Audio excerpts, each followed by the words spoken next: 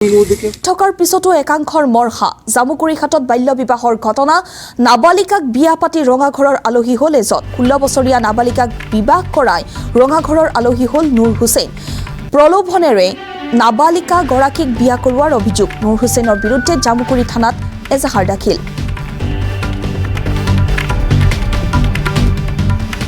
বিয়া পতা নাই স্যাৰ তাৰপিছত আগৰ মানে 1.5 বছৰ হৈছে বাপেকৰ ঘৰত গুচি গ'ল তাৰপিছত মেল পঞ্চায়ত কৰা হৈছে কৰাৰ পিছত 10-12টা পঞ্চায়ত কৰা হৈছে দিছোঁ